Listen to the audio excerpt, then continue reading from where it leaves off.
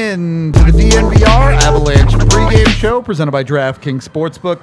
Use code DNVR when you sign up for a new account to get amazing odds boosts every single day. AJ, Rudo, Blaze coming to you live as the Avs taking on the LA Kings today.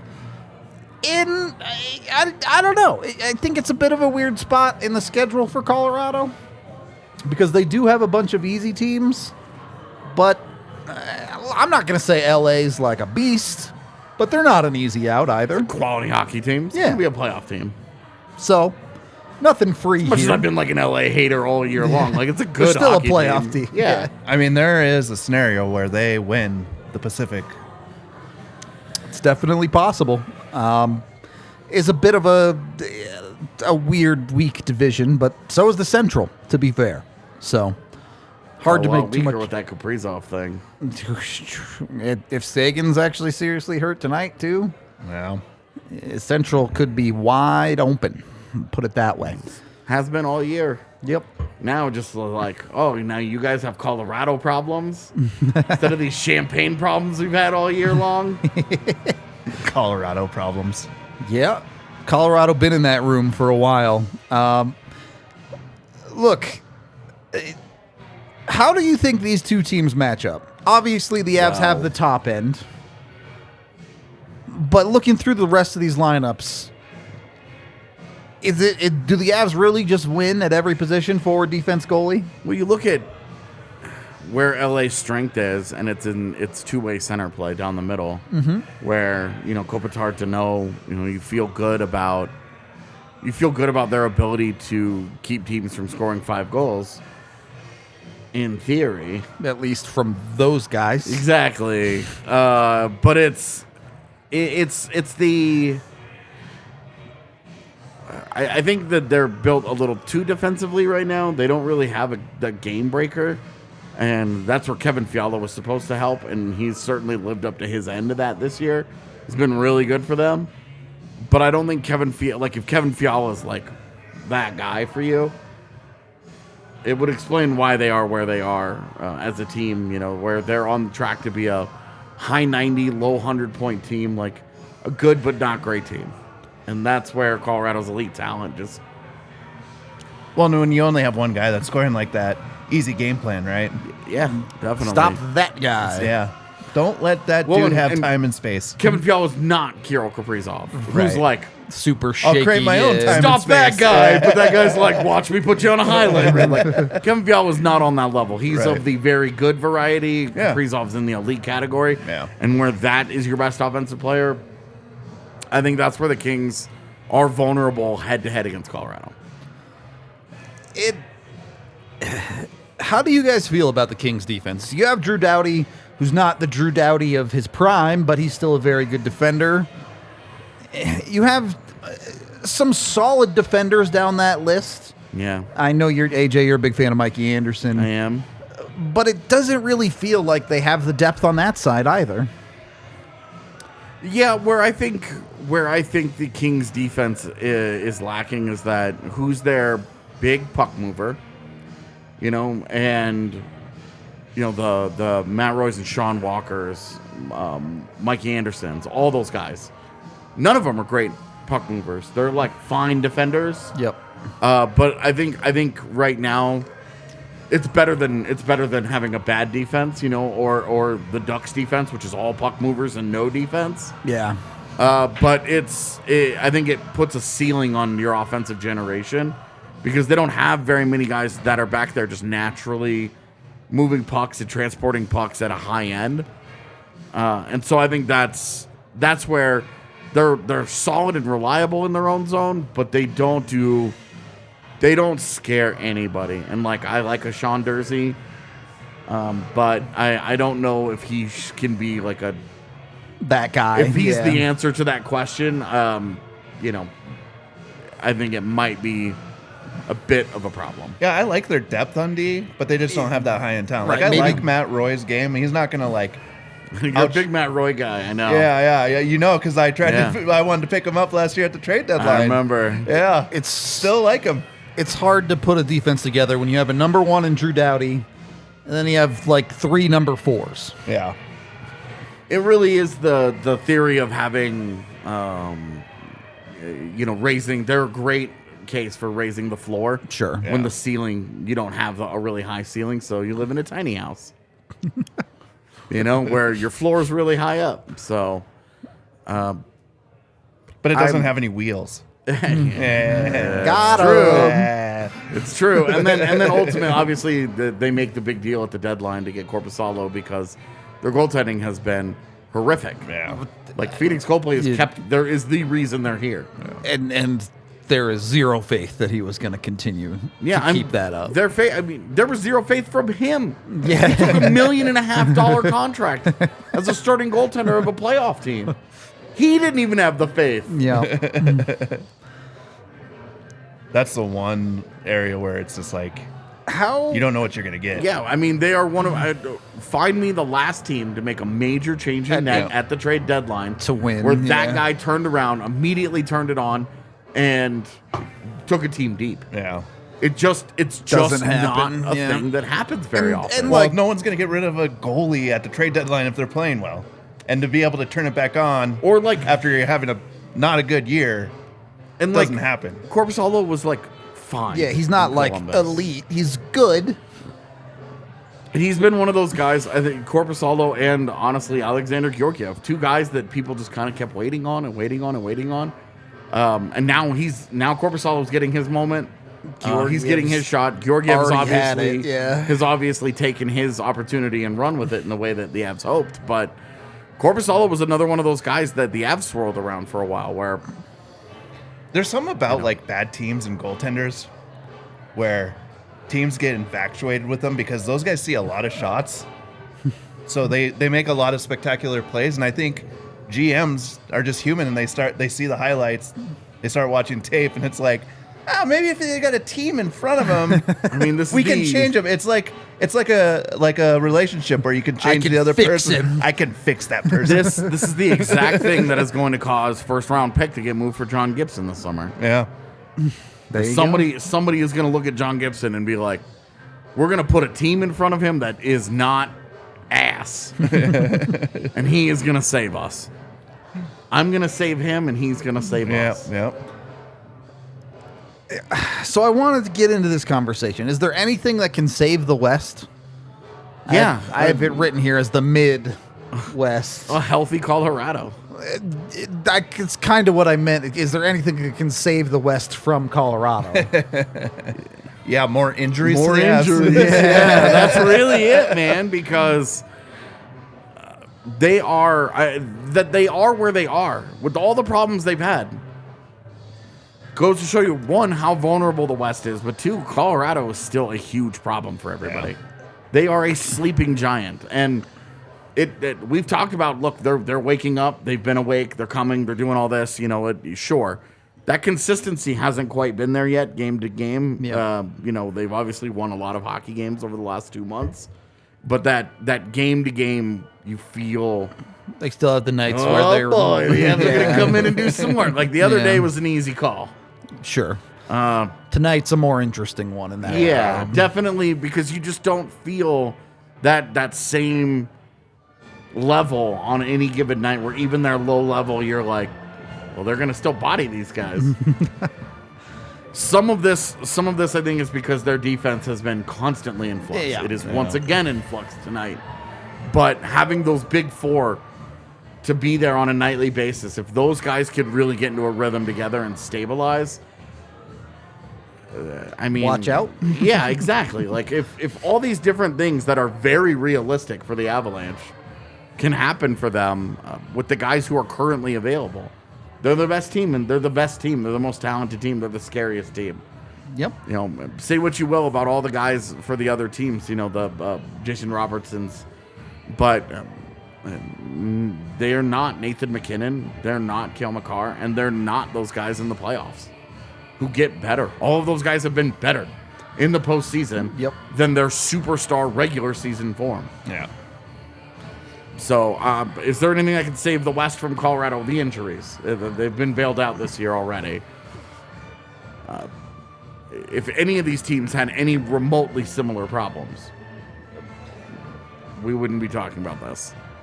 Looking at the Central Division here, Dallas looks like they're on their way to a win tonight. Minnesota won the other night. So the Avs do need to take points, continue here to keep up and sit themselves in a good spot. Beyond that, the Winnipeg Jets have kind of buried themselves out of this race a little bit. Yeah. They currently sit behind the Avs. Again, Avs continue to have 3 games in hand on most of these teams. Yeah.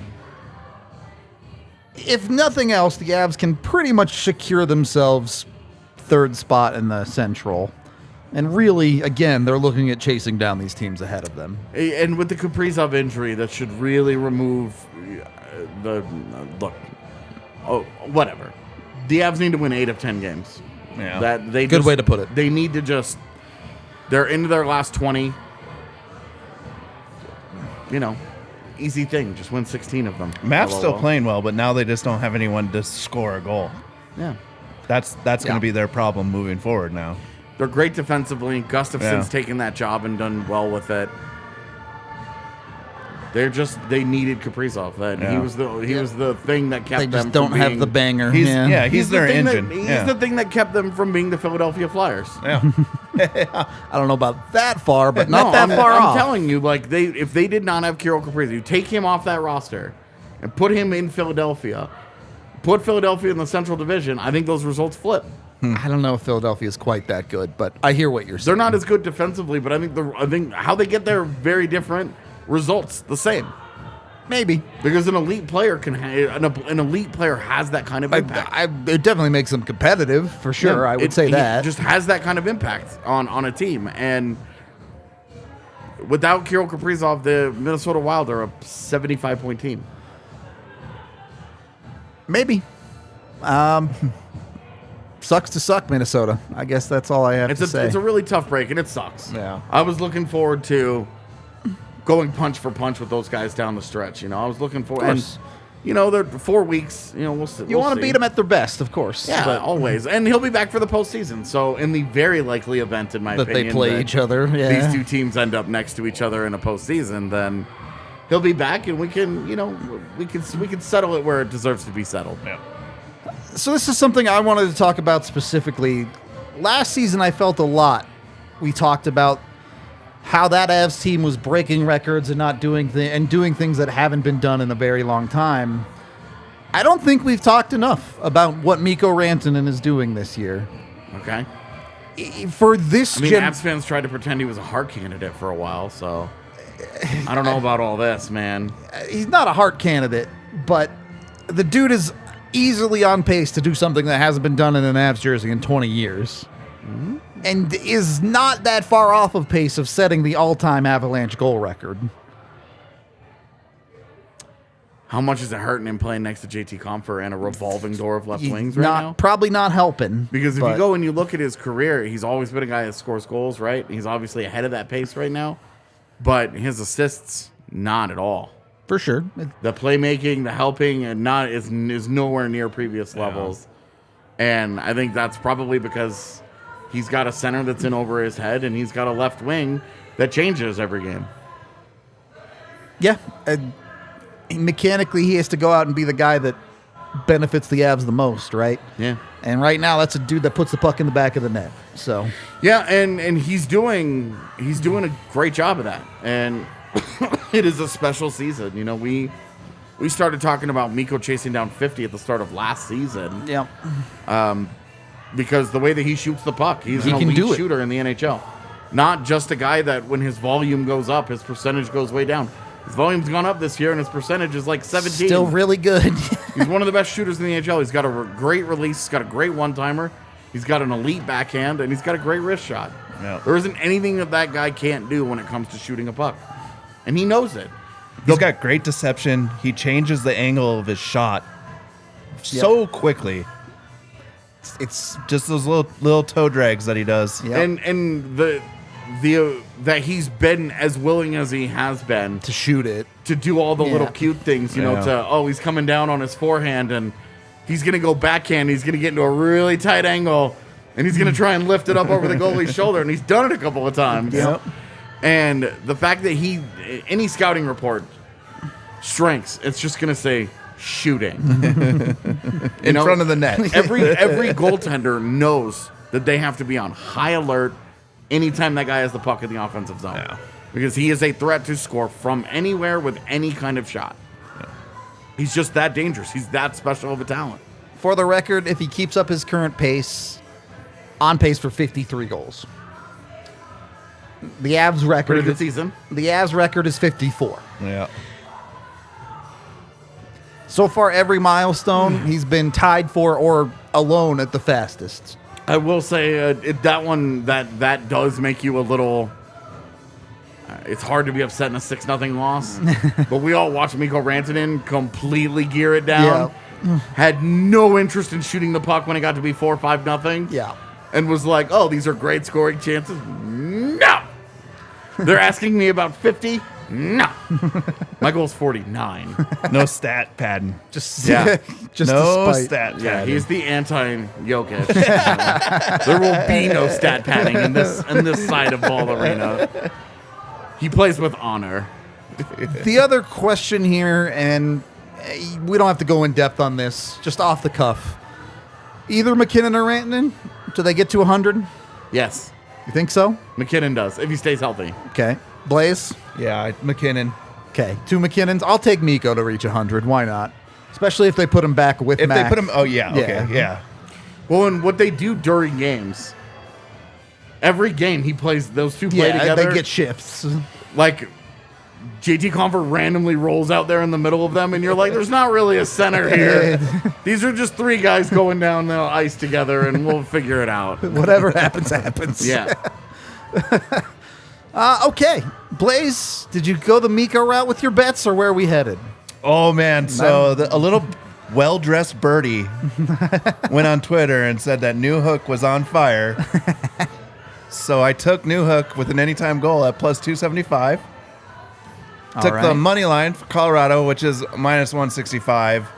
I'm feeling good about the Avs tonight. And then I think they're going to have a heavy workload. I think you're going to see a lot of shots from the Avs. Yeah. Just what we just talked about. Well, and I think win or lose, that's what you want to see from the Avs is that consistent effort Yeah. on both ends of the ice, really. I think that New Hook goal, I think it's gonna be a power play goal. Take Yeah, the extra juice. Yeah, if you can get it. It was really weird. You couldn't even pick up New Hook points. It was Wow. just a goal that I could find. Wow. Yeah. Well, you got to take what you can get, I suppose. Will the Avs actually get power plays in this game?